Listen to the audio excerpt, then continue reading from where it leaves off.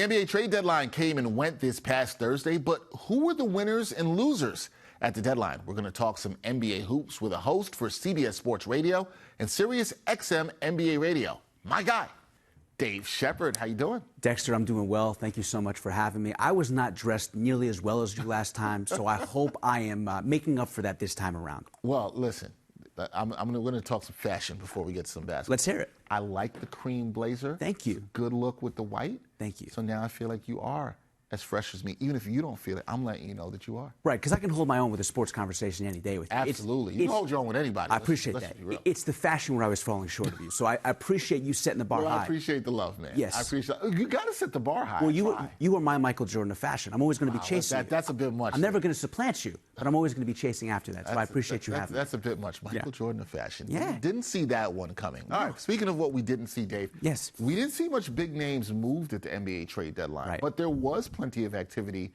Which teams do you think were the winners at the trade deadline, or is it just a single team that was able to upgrade their roster? So we're doing the show in New York, so I want to put that out there. But it would be an injustice to New York to include any other team at this point in terms of who won the trade deadline. You have Bojan Bogdanovic, who is a legitimate 20-point-per-game scorer. Now, yes, Dexter, here's what people are going to say. Well, he's empty calories because he did it in Detroit. You know what? The guy also did it in Indiana, and he did it for the Jazz, so I don't want to hear that. You got Alec Burks, who we know is a very steady veteran, played for Tibbs in New York for a couple of years, so he knows the system, he knows the drill. And both of those guys, can you think off the top of your head one negative thing you've ever heard about those two guys? Ever? Maybe Bojan Bogdanovic, a little lackluster on the defensive end. Okay, so he's Damian Lillard, but not as good. Fair enough. Now, with that being said, you're getting two instant guys that are going to give you offense. You don't have that right now with Randall being banged up, with Mitchell Robinson being banged up. Obviously, Jalen Brunson's not 100% right now. So this gives you an instant 30 points per game off the bench. And what you are also going to see is OG Anunoby come back strong. The elbow injury has plagued him. But when this team is fully constructed, this is going to be a team to reckon with, and they made the absolute right moves in getting not just two veterans, but two professional scorers. Shout out Jamal Crawford, who basically initiated that term. Look, yes, Jamal Crawford. Speaking of great New York Knicks. Absolute professional scorer, no doubt about that. Yes. Knicks winning the trade deadline. You like the Knicks there. Now, look, we talk about the NBA trade deadline, all trade lines. Not everybody is a winner. In fact, some teams, Dave, they weren't active at all. No.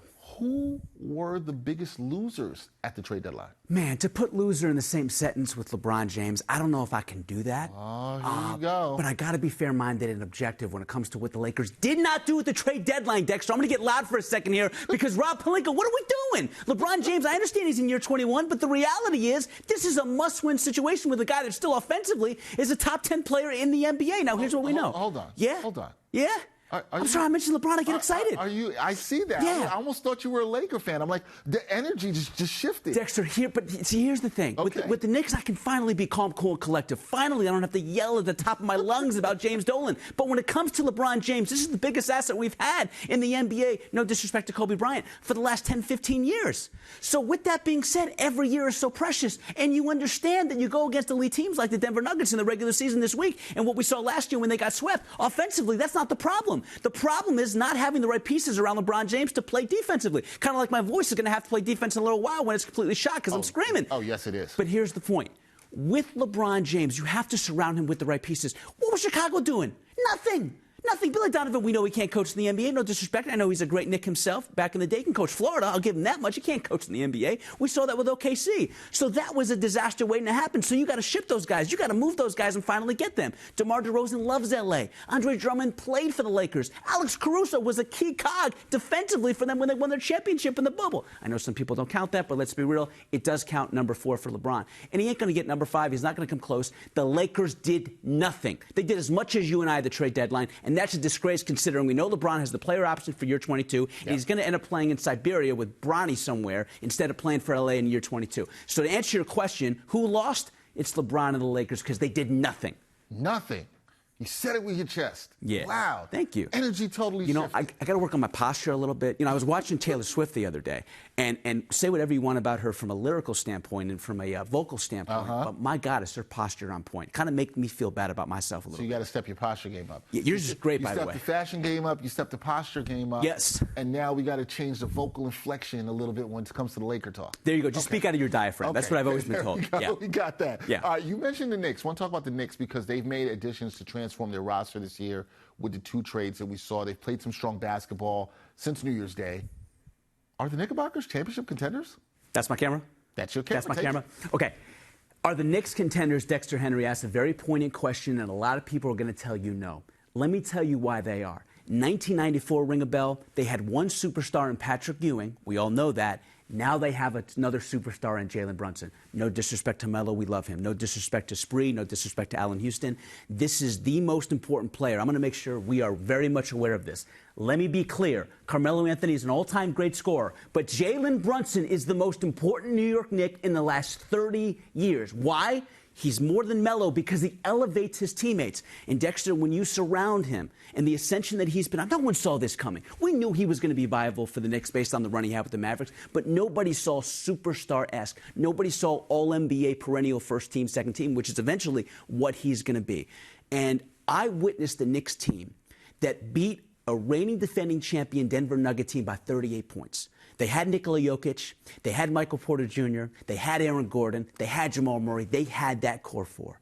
So you can't tell me for 1 second that the Knicks are not a contender when they just absolutely, without, by the way, their defensive anchor, Mitchell Robinson, they completely wiped them off the floor. By 38 points, that's the largest win ever for a New York Knicks team against the reigning defending world champion. We can debate the world part later, but the reality is you beat a Nuggets team by 38 points that's fully stacked. You can't tell me anything other than that's a legit NBA championship contender, and that's not New York bias talking, that's objectivity speaking. You knew that was coming. You know, some people are going to hear you say that and say, hey, Dave is drinking the blue and orange Kool-Aid. This is what he's doing right now. Right.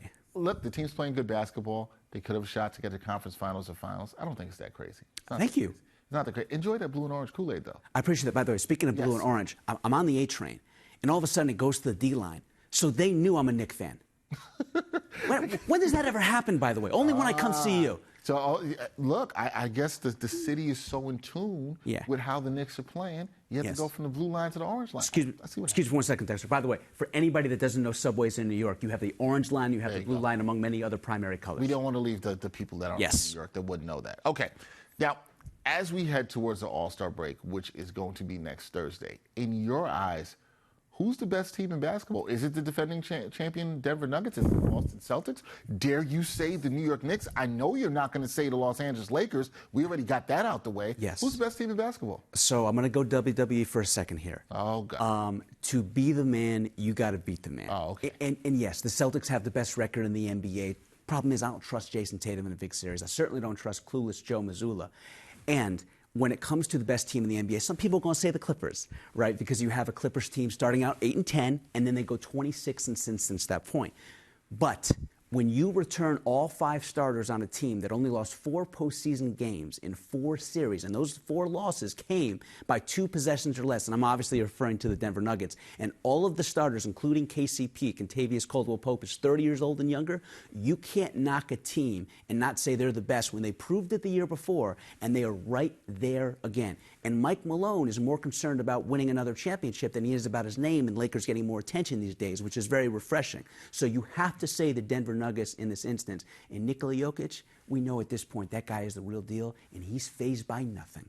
No, the Nuggets are strong. They have a chance to go back-to-back. We will see if they're able to do it. Last thing while I have you here, being the great radio host that you are, it's not a basketball question. Can you say that again? Great radio host that you are. Thank you. See, I'm all about. We got to build people up. By the way, speaking of great, you are great in so many roles that you do. I thank you, sir. And I really mean that. Like, it's so easy to just converse with you. That is my job. Yes. Make it easy to have these conversations around sports. But I'm going to ask you a non-basketball question here, since it's Super Bowl weekend. And I know as a host this week, you've talked a ton about the big game. A little bit. Who wins Super Bowl 58? Are you going with the Niners or Chiefs? I want to see if you get this question right. Right. So you're leading me to an answer. So let me tap your brain for 1 second. Okay. Who do you have and why? Oh, I have Patrick Mahomes. Right. That's what I have to say. That tells you I have the Chiefs. That is all that needs to be said here. I have Patrick Mahomes. I'm going with the best quarterback in the sport. I'm not betting against Patrick Mahomes. Right. And I see the Chiefs winning this game. That's why. So, Patrick Mahomes. Right. So you took my answer, right? When you have a quarterback, that was a devastating loss to the Bengals in the AFC title game 2 years ago when they completely had that lead and squandered it. Since that point, Dexter Henry, he has not thrown a single interception. We are talking a 6-game sample size. What does that tell you? He has figured out progressions. He has mastered it. He has really, really mastered the pre-snap. There's nothing this guy can't do on the field. And all of a sudden, we're not saying Taylor Swift's boyfriend anymore. We're saying Travis Kelce because he looks like the greatest tight end in football again. The burst is there. The speed is there. The separation from defenders is there. We weren't seeing that in the regular season when the guy went 2 months without freaking catching a single touchdown. And Travis Kelce is known for catching touchdowns just a little bit because we've witnessed that in the last 2 games where he's had 3.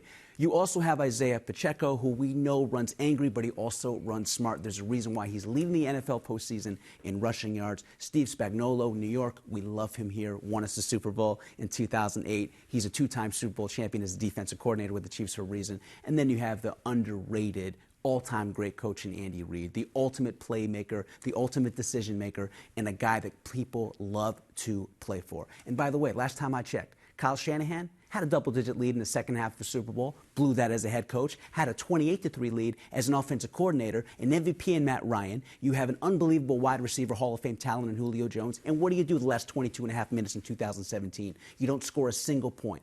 I'm rocking with not Brock, although I love Brock Purdy. Great story.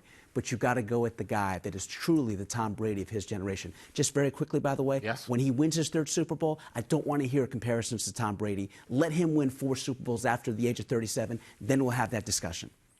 We will see. Yes. I'm glad you're rocking with you. You got the right answer there. Appreciate it. And I had your answer, which is even more important. So I didn't know what your answer was, and that's why I kissed your ass for the beginning of this question, because if I was wrong, you would kind of then lead towards my way because I gave you a compliment as well. Well, no, I appreciate the compliments. I appreciate that we are on the same page. Yes, sir. The only thing that we're not on the same page is you might be drinking a little bit more of that blue and orange Kool-Aid than I've been drinking. Don't look at me like that. You know you've been drinking it. Wait a second. I can't be hopeful?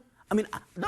I was born. I was born. I am not taking away your hope, sir. The greatest, I would say, sportsman we've ever had in our lifetime was the late great Muhammad Ali. Yep. And he always said, if you can believe it, you can achieve it. You know what? Yeah. I don't really have an argument for that. There you go. That is David Shepard. Muhammad Ali is my ace card. Yeah. I don't really have much to say for that. I'm not about killing anybody's hope. Can't do that. That is David Shepard. Catch him on CBS Sports Radio and Sirius XM NBA Radio.